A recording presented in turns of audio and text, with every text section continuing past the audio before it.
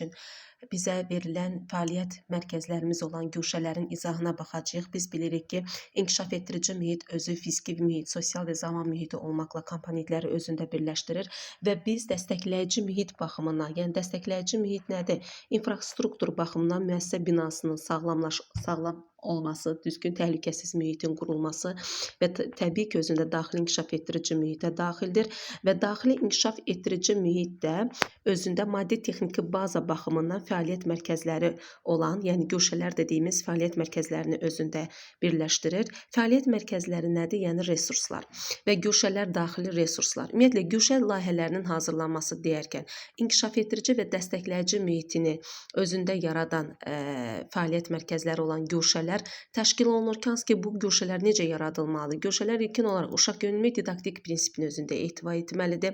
Uşaqlara sərbəst seçim imkanı verilməlidir. Mütləq şəkildə uşaqların yaş xüsusiyyətlərinə uyğun təşkil olunmalıdır.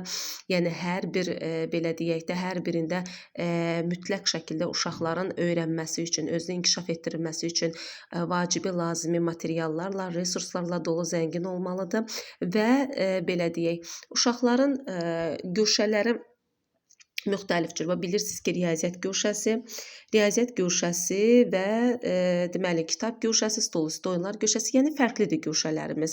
Və gəlin bunları bir-birinə ayrı-ayrılıqda nəzər salaq. Fəaliyyət mərkəzləri ümumiyyətlə necə olmalıdır? Fəaliyyət mərkəzləri bir-birindən ayrı təşkil edilir, xüsusi materiallarla təchiz olunur. Yəni, bu materiallarla elə təchiz olunmalıdır ki, uşağın motivasiyasını həvəsləndirməlidir və uşaqlar, çünki burada fəaliyyət mərkəzlərinin bir-biri ilə sistemli, əlaqəli formada təchizi uşaqlarda ünsiyyət qurma bacarıqlarını, onların özlərinin tam sərbəst şəkildə seçim etmə imkanlarını dəstəkləyə bilsin. Və bununla da uşaqlar birlikdə həm sosiallaşa bilir, həm də əməkdaşlıq şəklində də bir-birlərlə ünsiyyət qura bilirlər. Birinci gələk süjetli rollu oyunlar güşəsi. Süjetli rollu oyunlar, baxın, burada uşaqların real həyati bacarıqları, yəni böyükləri imitasiya etməsi, təqlid etməsi əsas məsələdir ki, burada uşaqlar neynir? Yəni, ətrafda baş verən hadisələri uşaqlar obrazlı olaraq canlandırırlar. Yəni, rola girmə bacarıqları. Özünüz görürsünüz ki, burada konkret olaraq poçtdur, mağazadır, xəstəxanadır, bərbərxana kimi, yəni obrazları canlandırır. Baxın, burada şəkildə də baxsaq, uşaq burada konkret olaraq rola girməsi, məsəl üçün, satıcıdır bu hissədə. Bu hissədə uşağın satıcı kimi mağazada obrazı canlandırması, eyni zamanda digər bir tərəfdən xəstəxana obrazının yaradılması, uşaq rola girir, həkim paltarında, deməli, bir-birlərinə qarşı, deməli, həkim kimi oyun rol nümayiş etdirir. Yəni, bu kimi fərqi yoxdur da, yəni, əsas bizdə açar söz nədir? İmitasiyanın, təqlid etmənin güclü olması. Digər güşə tikinti güşəsidir. Tikinti güşəsi, tikinti material güşəsi elə uşağın estetik yaradıcı fəaliyyətini, yəni inkişaf sahəsi olaraq estetik yaradıcı inkişaf sahəsidir ki, hansı ki, burada güşənin kifayət qədər mobil olması, çünki konstruktorlarla, yəni iş istənilən yerdə asanlıqla hərəkət etdirilə bilər. Yəni, burada biz nə götürürük? Müxtəlif konstruktorlardır, kublardır, iri taxta tikinti materialları və burada uşaqların konstruktiv fəaliyyətə təhrik etmək. Baxın, burada verilir ki, məsəl üçün, kiçik stol üstü və yaxud da iri döşəmə üstü. İri döşəmə üstü, yəni baxın, bu hissədə göstərilir. Konstruktor, yəni həm stol üstü, həm də döşəmə üstündə də rahat legolarla uşaqlar, deməli, xüsusi evlərin, qarajların, körpülərin tikintisini həyata keçirə bilərlər. Eyni zamanda, baxın, burada maketlərdir, albomlardır, çilingər emalatxanası və s. çəkicilər, boltlar, mismarlar və s. kimi resurslarla uşaqlar, deməli, güşədə yer almış olur. Tikinti material güşəsi estetik yaradıcı inkişaf sahəsidir. Deməli, təsviri fəaliyyət metodikamızdan bizim quraşdırma fəaliyyəti ilə inteqrasiya olunur və deməli, özündə deməli, uşağın kiçik motorika bacarığının ələxüsus inkişafını nəzərdə tutur. Digər bir məsələ nəqliyyat güşəmizdir. Nəqliyyat güşəmizdə, baxın, Müxtəlif belə deyək də nəqliyyatlara yer verilir təbii ki. Nəqliyyat güşəsinə verilən tələblərdən biri də ki, uşağın yol hərəkəti nişanlarını əks etdirən plakatları burada təsvir olunması adicə işıqforun təşkilinə qədər yəni yer olur. Eyni zamanda müxtəlif nəqliyyat vasitələri qapıdan qapıya deyirik. Məsəl üçün bu avtomobillərin, yerüstü avtomobillərin təsviri, eyni zamanda suda gedən nəqliyyat vasitəsi gəmiləri, hava nəqliyyatı, vertolyotdur, təyyarədir və müxtəlif cür yəni nəqliyyat vasitələri. Eyni zamanda əgər biz peşəni burada məsəl üçün deyirik ki, müxtəlif peşələri əks etdirən, baxın, müxtəlif peşələri əks etdirən müxtəlif ölçülü maşınlar olsun.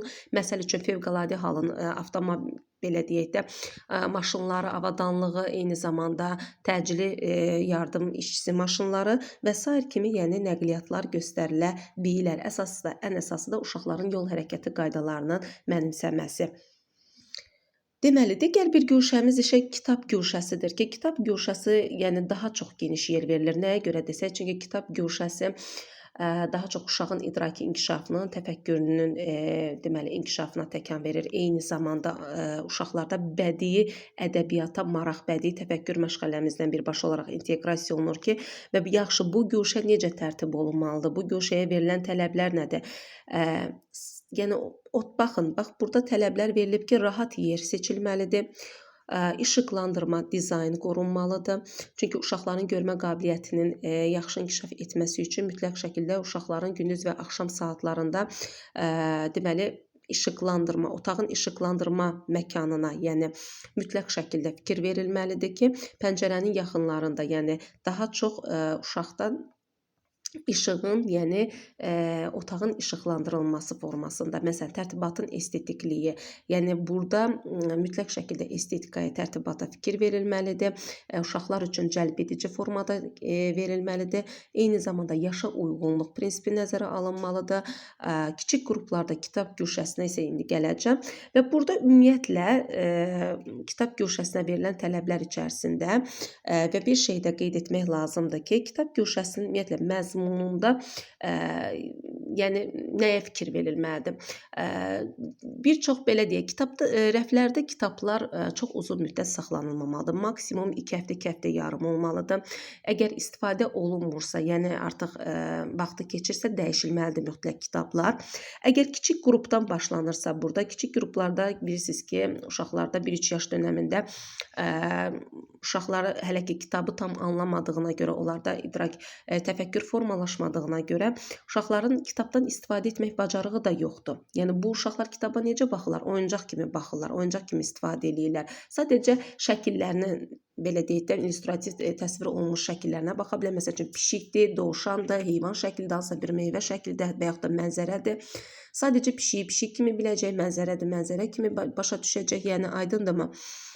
Aha, və kitab tərəfində biz dedik ki, müxtəlif 10-12 kitab yer tapa bilər burada. Eyni zamanda uşaqların deməli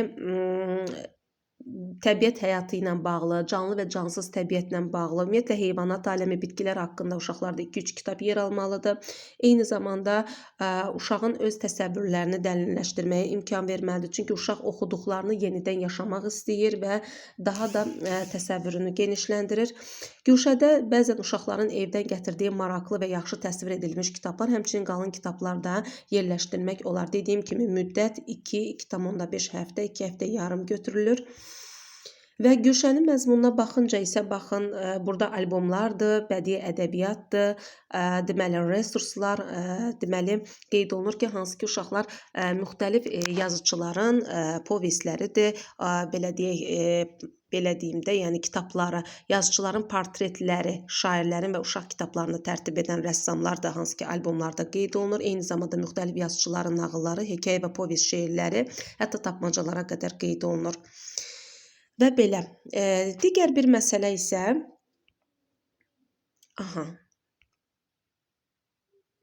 yəni burada əsas tərtibata önəm verilməlidir, aydındırmı? Yəni burada əgər uşaq nə qədər uşağın idraki inkişafı formalaşırsa, mütləq şəkildə kitab güşəsində, yəni otağın dizaynı, tərtibatı, oxuma qaydası, yəni mütləq şəkildə estetiklik qorunmalıdır.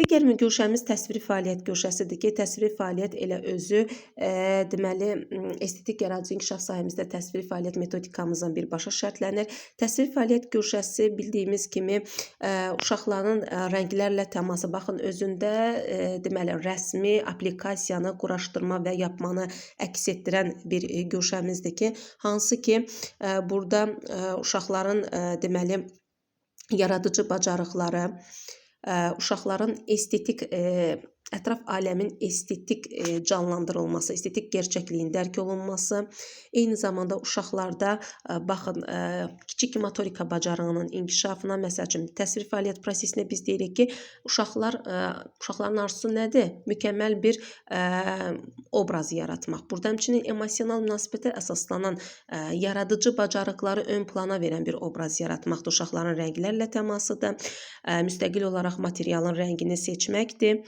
Eyni zamanda uşaqlarda eksperiment aparmaq arzusu formalaşdırmaq. Yəni nə mənada? Uşaqlarda rəng çalarları, rənglərin qarışımı, çalarların alınması, eyni zamanda plastilin, gil və xəmir işləri ilə uşaqların fiqurlar düzəltməsi, hazırlaması, əl barmaqları, kiçik motorika əzələsinin formalaşdırılması, eyni zamanda da güşənin məzmununu nə təşkil eləyir? Rəsm reproduksiyası. Rəsm reproduksiyası nədir? Burada deməli naturmortdur, şəkillərdir, portretlərdir, xüsusi mənzərəli, yəni əsas da naturmort mənzərəsinin yaradılması, trafaretlərdir. Trafaretlər də ki, qızlar və oğlanlar üçün xüsusi deməli sulyetlər, yəni kəsib yapışdırılmış sulyetlərin hazırlanması, eyni zamanda aplikasiyada mühüm rol oynayır. Yəni kağız, kardon, trafaret, boya, fırça, yapışqan, karandaşlar və s. rəngli quaşlar, boyalar, gili, plastilin, akvarel, tabaşir, rəngli tabaşir və s. hamısı flomasterlər bu deməli güşəmizin əsas resurslarıdır. Burada qeyd olunur. Aha, yəni baxın hətta burada da deməli ləvazimatları qeyd olunur.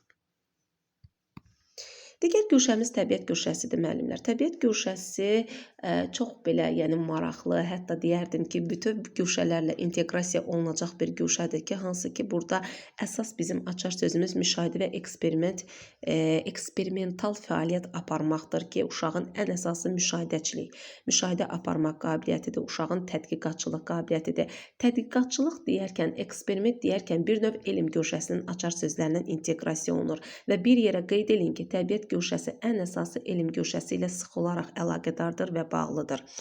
Və burada görürsünüz idrakin inkişafıdır. İdrakin inkişafı nəyə görə birinci olaraq yer alır? Düzdür, estetik yaradıcıdır. Təbiət güşəsi estetik yaradıcıdır.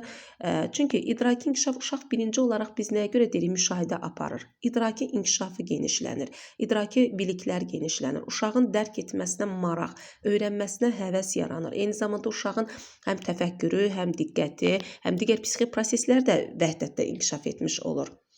Aha. Bu hissədə. Eyni zamanda baxın, tərbiyəvi əhəmiyyətinə gəlincə, tərbiyəvi əhəmiyyəti uşaqların əxlaqi dəyərlər formalaşdırmaq. Yəni bu uşaqlar həm canlı-cansız təbiət aləmə qarşı belə deyək də münasibət yaranır, canlılara qayğı göstərməkdir. Məsəl üçün quşları yemləndirməsi, heyvanlara qayğı göstərməsi. Tutalım ki, yəni ən azı gördüyü bir əməyə qarşı hörmət hissi, təbiətə məhəbbət hissi, eyni zamanda vətənpərvərlik hissləri də formalaşır. Yəni uşaq bir növ emosional baxımdan, yəni belə deyək də zənginləşir, emosional keyfiyyət baxımından zənginləşir. Bəs yaxşı, praktik əhəmiyyəti nədir deyincə, praktik əhəmiyyəti odur ki, burada uşaqlar praktik tətbiq etmə bacarıqlarına yiyələnirlər. Yəni burada uşaqlar əmək vərdişlərinə, yəni hansısa bir gülə, dibçəyə qulluq, bitkiyə qulluq üzrə əmək vərdişləri, tapşırılan işə məsuliyyət, yəni şəxsi və sosial məsuliyyət səriştəmiz formalaşmış olur. Amma sağlamlığın əhəmiyyəti deyirəmsə, əgər burada sağlamlığın əhəmiyyəti deyərkən, burada yəni otağın belə deyək belə deyək də otaq deyirəm. Yəni havanın baxın, otağımızda saxladığımız o dibçəklər olsun, bitkilər olsun, otağın mikroiqlimini bərpa edir də. Yəni otağa bir nəfəs verir, otağa bir oksigen qatır, təmizləyir, havanı zənginləşdirir. Yəni bu müalicəvi bitkilər məhz müalicəvi məqsədlər üçün təbii ki istifadə olunur. Bu da sağlamlığın əhəmiyyəti idi. Yəni burada ən əsası idrakin inkişafı. Ekoloji estetik mənada isə təbii ki təbiətə sevgi və estetik zövqü formalaşdırır. Bir növ uşağın yaradıcı təxəyyülünü inkişaf etdirir. Və təbiət əməyi orta qrupdan artıq uşaqlar 2-3 bitkinin adını bilməlidirlər. Ən azından yəni burada böyük çiçəkli bitkilərin yetişdirilməsi daha çox önəm daşıyır. Böyük qrupda isə uşaqlar düzdür 5-6 bitki növü yerləşdirilir təbiət köşəsində maksimum olaraq, amma daha çox 4-5 bitki növü ən azından uşaq bilməlidir. Və böyük məktəb hazırlıq qruplarda isə uşaqda əsas deməli böyüklərin belə deyim də bitkilərin böyüməsi və inkişafında bir növ müşahidəçi rolunu oynayır uşaqlar. Yəni burada uşaq artıq bitkinin nəinki deməli adını böyümə şərtləri ilə də tanış olmuş olur. Məsəl üçün işıqdan, nəm və istilikdən, torpaqdan qidalanması qaydaları ilə tanış olmuş olur. Və həmçinin də burada hava təqvimi. Əgər burada harda hava testlərdə də təqvim görürsəz, hava iqlim şəraiti görsəz, konkret olaraq təbiət əməyidir. Çünki yəni hava təqvimi qeyd edərkən uşaqlar müşahidə apardıqları zaman əldə etdiyi biliklərlə möhkəmlənirlər ki, hansı ki burada təbii meyvə, tərəvəz meyvə onların deməli mulyajı, heyvan, quş, həşərat, digər canlıların təsvir olunduğu illüstrasiyalarla tanış olurlar, kitabçalarla tanış olurlar. Təbiət haqqında xüsusi uşağın belə deyək də uşaq rəsmləri və həmçinin uşaqlar rəsmlər çizir təbiət haqqında, eyni zamanda təbii materialdan hazırlanmış əl işləri ilə də tanış olmuş olurlar və təbii ki də əmək alətləri. Belə. Digər bir, yəni ən əsası bilin ki, elm güşəsi ilə inteqrasiya olmuş olur. Yaxşı, elm güşəsi nədir? Elm güşəsi də bilirik ki, tədqiqatçı uşaq doğulandan tədqiqatçı bacarığı və ətraf mühit barəsində düşüncələri formalaşdıran deməli fəal məlumatlar toplayır. Çünki təbiət güşəsi ilə dedik birləşdirilir və idrak və tədqiqat fəaliyyət mərkəzi kimi məşhurdur. İdrak və tədqiqat fəaliyyəti. Burada da idrak güclüdür, təbii ki, idraki inkişaf sahəsidir. Və eyni zamanda deməli elm güşəsində biz deməli nələr uşaqlarda hansı hisslər, hansı keyfiyyətlər formalaşır desək, baxın. Deməli təsəvvürlərin, obyekt və hadisələr haqqında təsəvvürlərin inkişafı, toxunma, burada da sensor toxunma, perseptual hissi toxunma inkişaf olunur, elementar riyazi təsəvvürlər inkişaf olunur. Çünki uşaqlar əşyaların ölçüsünü, forması, həcmi, miqdarı haqqında səbəb və nəticə əlaqələri düzgün formada qura bilirlər. Yəni bu haqda təsəvvürlər formalaşır. Uşaqlarda lamisə üzvlərinin, baxın, rəngini bilim, əşyanın dadını, qoxusunu bilim və düşünməkdir, müqayisə etməkdir, suallar verməkdir. Öz qurduğu belə deyək, gəldiyi nəticələrdən belə deyək də səbəb nəticələrə düzgün nəticə çıxarmaq bacarığı və səbəb nəticə əlaqəsi qurmaq bacarığı formalaşır. Eyni zamanda uşağın sosiallaşması, sosial prosesin qarşılıqlı təmin olunmasıdır təbii ki. Və burada harda tutalım ki, laboratoriya görürsünüzsə, baxın elə bu şəkil elm güşəsinin bariz nümunəsidir ki, burada konkret olaraq avadanlıqlar, baxın bu hissədə uşağın, baxın, resurslar deməli təqdim olunur ki, hansı ki, baxaq burada resurslara, bircə dəqiqə. Baxın, xüsusi qablar verilir burada. Xüsusi qablar verilir ki, ölçmə qaşıqları, fincanlar, borular, tutalım ki, təbii materiallar verilir. Uşaq hansı ki, çınqıldır, toxumdur, qumdur, qabıqdır, hansısa təbiət materialının hissələri ilə uşaq belə deyək də tədqiqatlar aparır. Eyni zamanda böyüdücü şüşə kimi lupa ilə görürük, kompası görürük, xüsusilə tərəzini görürük, xüsusi mikroskop kimi avadanlıqlar görürsünüzsə, konkret olaraq elm güşəsidir. Həmçinin tibbi materiallardan da uşaqlar istifadə edə bilər ki, bu olsun ki, xırda pambıqlı çöplər olsun, şprislər olsun, pipetkalar və s. Eyni zamanda materiallar görürsüz fərqlidir. Həmçinin burada kağız növləri, plastik əşyalar, taxta əşyalar, müxtəlif kağız və yaxud da parça növlərindən də istifadə olunur. Həmçinin su ilə eksperimentlərdir. Yəni bu hissələri özünüz də oxuyanda aydın şəkildə görmüş olacaqsınız. Və bir də bu hissədə mən Gülşənin məzmunu resurslara aydınlıq gətirmək istəyirəm ki, burada ensiklopediya ki verilib ki, burada uşaq ensiklopediyası ilə tutalım ki, canlı təbiətin sirləri, heyvanat, bitki dünyasına tanış olur. Bu bir növ uşağın tədqiqat xarakterli tanış olduğu ensiklopediyalardır. Yəni bunu bədii təfəkkür məşğələsinin belə deyək də klassik ensiklopediyası ilə qarışdırmayaq. Yəni bunu da qeyd etmiş olum. Digər bir güşəmiz isə, yəni elm güşəsi ilə bu qədər. Əsas da təbiət güşəsi ilə inteqrasiya olunur, idraki inkişafı özündə ehtiva eləyir. Əsas açar sözləri deməli tədqiqat aparmaq, müşahidə və tədqiqat aparmaq, eksperiment aparmaqdır. Əl əməyi güşəsi nədir? Əl əməyi də bildiyimiz kimi elə birbaşa olaraq əl əməyini özündə ehtiva eləyir. Uşağın praktik bacarıqlarıdır, konstruktiv qabiliyyətidir, quraşdırmasıdır, belə deyim, yəni işin öhdəsindən gələ bilmək bacarığıdır, problem həll etmə bacarığı. Yəni uşaq təbii ki, estetik yaradıcıdır, çünki uşaq iş prosesində, əmək fəaliyyəti prosesində deməli görəcəyi işlə, tapşırıqla tanış olur, hansı ki edəcəyi resurslarla, texniki qurğularla tanış olur, bəzi alətlərlə işləmə bacarığına yiyələnmiş olur və hansı ki o işləyəcəyi, görəcəyi işlə bağlı material, obyekt və alətlərə diqqətli olmağı öyrənirlər. Burada daha çox diqqət psixi prosesi inkişaf edir ki, uşağın əl-göz koordinasiyası birbaşa olaraq təzadlanır.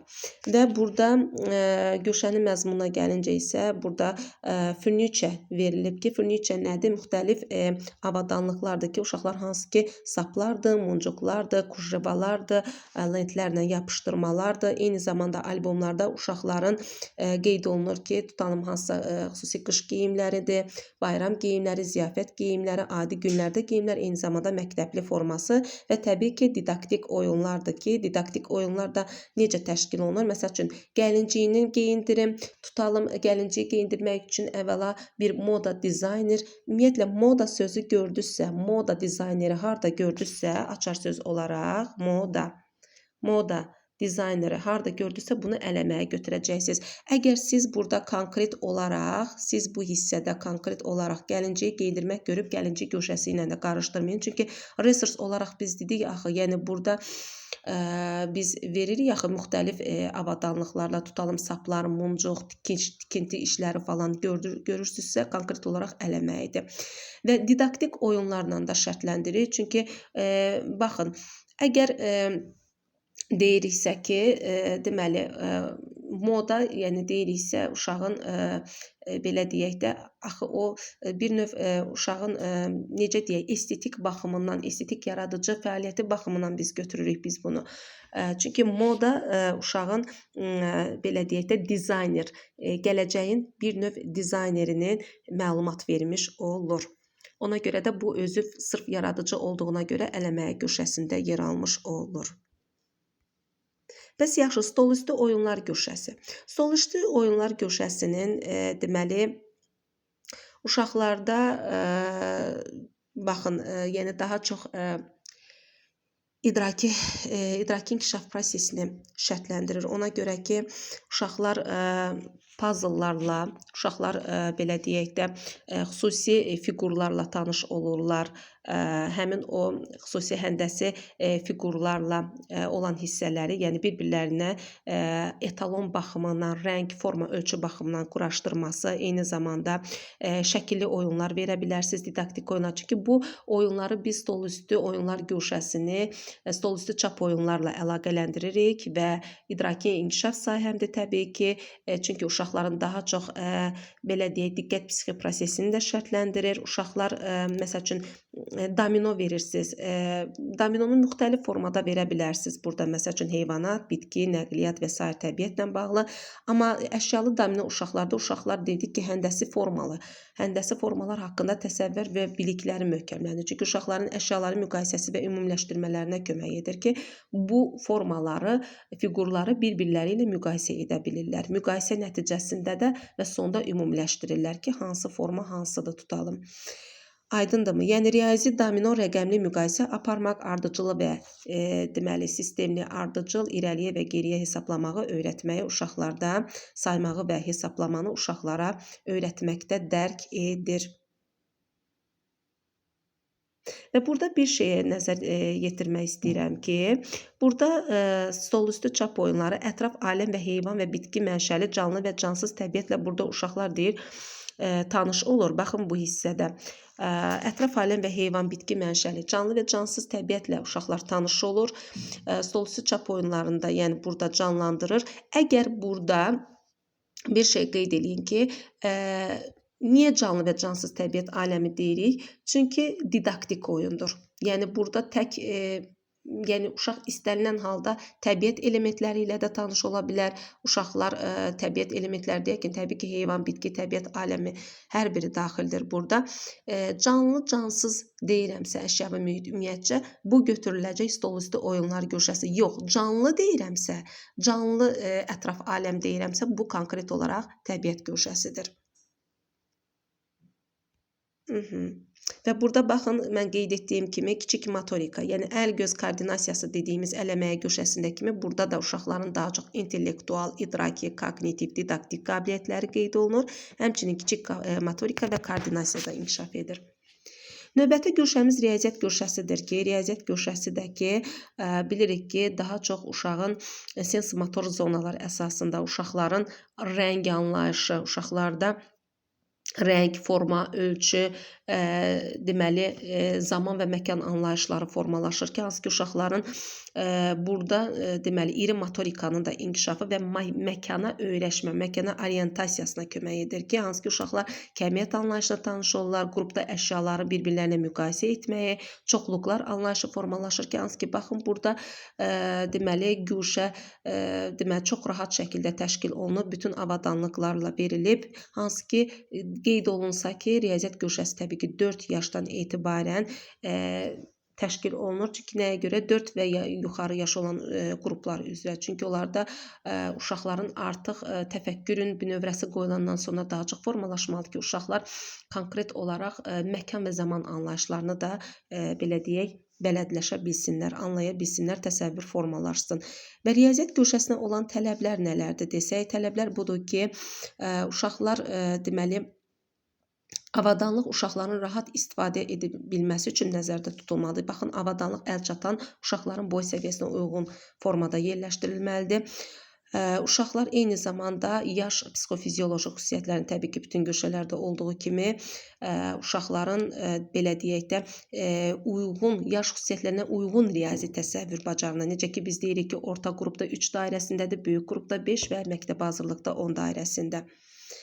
Və riyaziyyat güşəsində də həmçinin, baxın, hamısı bunlar riyaziyyat güşəsində verilən, belə deyək də, rəsmlərdir ki, baxın burada, harda həndəsi formalar gördünüz, harda deməli, əşyaların müxtəlif fiqurlarını gördünüz, harda rəqəmlər gördünüz, harda saat şəkli gördünüzsə, təbii ki, biz zaman demişik, bunlar hamısı riyaziyyat güşəsidir. Növbəti güşə gəlincik güşəmizdir ki, gəlincik güşəmiz uşaqların daha çox, belə deyək də, psixoloji, belə deyim də, uşağın psixoloji inkişafında daha çox önəmlidir ki, həm emosional, həm də psixoloji. Çünki gəlinciklər daim insanın körpəliyindən daim, yəni hər zaman insanın həyatında vacib bir amildir ki, çünki uşaqlar burada cinsindən asılı olmayaraq gəlinciklə oynamağı, ona qayğı göstərməyi sevirlər. Yəni bu oyuncaqlar təkcə yəni ya əyləncə xarakterli oyun üçün yaradılmır. Yəni ona görə deyirik ki, gəlincik uşağın bir növ psixi inkişafında xüsusi əhəmiyyətə malikdir ki, bu bizim əksimizdir. İnsan bir növ əksini görür gəlincikdə. Və ona görə uşağın körpəlik dönəmindən uşağın gəlinciklə təmasda olması onun həm nitqinin inkişafında, həm psixoloji, emosional durumunun bağlılığında mühüm bir şərtdir ki, uşaqlar belə deyək, öz təcrübəsini həyata keçirir, bir növ ətraf aləmdə onları əhatə edən insanların hərəkətlərini əks etdirir. Yəni oynayaraq və gəlinciklərlə təmasda olaraq bir növ təxəyyül, öz obrazını, belə deyək, təxəyyülünü canlandırır və yaradıcı bacarıqlarını inkişaf etdirir. Və gəlincik güşəsinə verilən tələblərdə budur ki, ən az demək 8 sayda gəlincik olmalıdır və həmçinin tələblərə baxsaq, burada əsas bu tələblərdir ki, testlərdə də düşür ki, mütləq şəkildə gəlinciyin görünüşünə diqqət yetirilməlidir. Baxın, qoxusu kəskin qoxulu olmamalıdır. Mütləq tərbiyəvi baxımdan ekoloji, yumşaq materialdan hazırlanmalıdır. Çox belə deyək ki, kiçik hissəciklər olmamalıdır ki, hansı ki, onlarda kəskin, iti ucluqlu, belə deyək də, künclü, təhlükəsizlik baxımından uşaqlara yararlı olmalıdır. Saçların möhkəm və darana bilən olması, eyni zamanda gəlinciyin yaşa uyğunluğu və mövsümlərə, yəni müxtəlif fəsillə, mövsümə uyğun geyimlərinin olması əsas şərtdir. Və gəlinciklərin belə deyək, əsas məqsədi nədir? Uşaqlar, qızlar gəlinciklə oynamalı. Biz burada gender bərabərliyini xüsusilə olaraq vurğulamalıyıq ki, burada cins fərqliliklərinə aydınlıq gətirək ki, biz deyirik ki, qızlar gəlinciklərlə daha çox oynayır, oğlanlar isə əskər oyuncaqları ilə.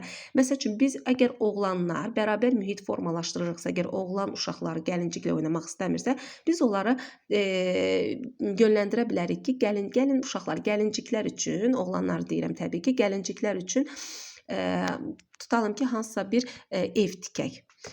Gəlinciyin yatması üçün yer hazırlayaq və s. Yəni, belə bir formada biz təbii ki, uşaqları, yəni oğlanları bir fəaliyyətə sövq edə bilərik. Və ən əsas da uşaqlar arasında cins və sosial arasındakı fərqlilikləri öyrənməyi gəlincik güşəsinin əsas tərbiyəvi, belə deyək, məqsədi, əhəmiyyətidir ki, qeyd olunmuş olur. Aha. Bu PDF-də bizə verilən Artinin verilən PDF-si, yəni ümumi inkişaf etdirici, dəstəkləyici mühitin deməli, burada fəaliyyət mərkəzlərinin PDF-sində qeyd olunmuşdur. Amma burada baxıram ki, 2 güşə verilməyib. Bu, qum və su güşəsi, bir də milli güşəsidir ki, bu PDF-də yoxdur, amma mən istəyirəm ki, bunu da sizə açıqlamasını verim ki, ilkin olaraq, deməli, qum su güşəsi nədir? Qum su güşəsi, burada qeyd eləyək, qum su güşəsi.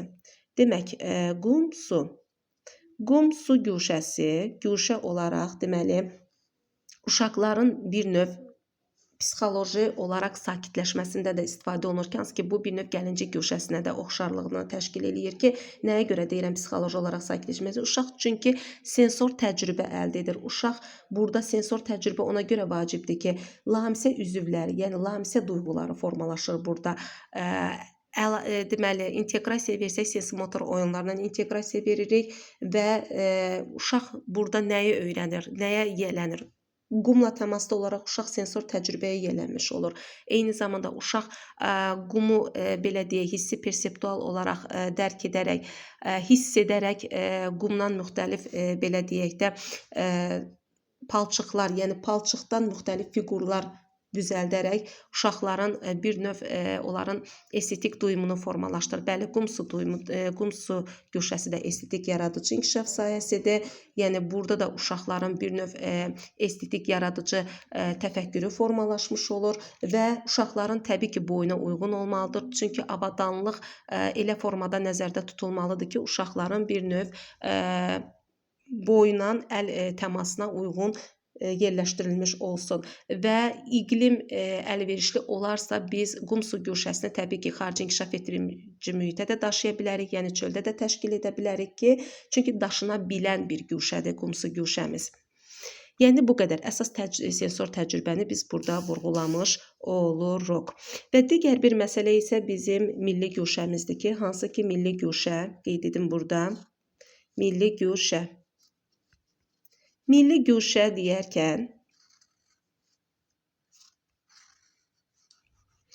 milli güşə bizim, deməli,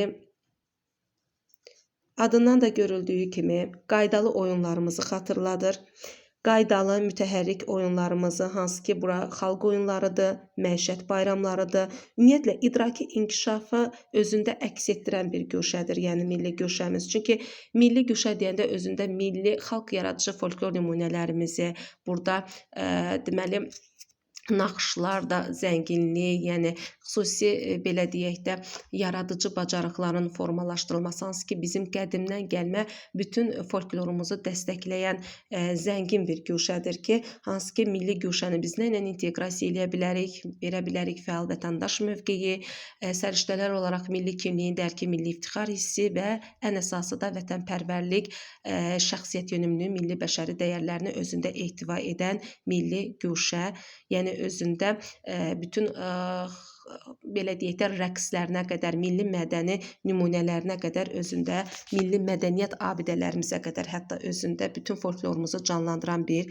güşədir. Bu qədər müəllimlər.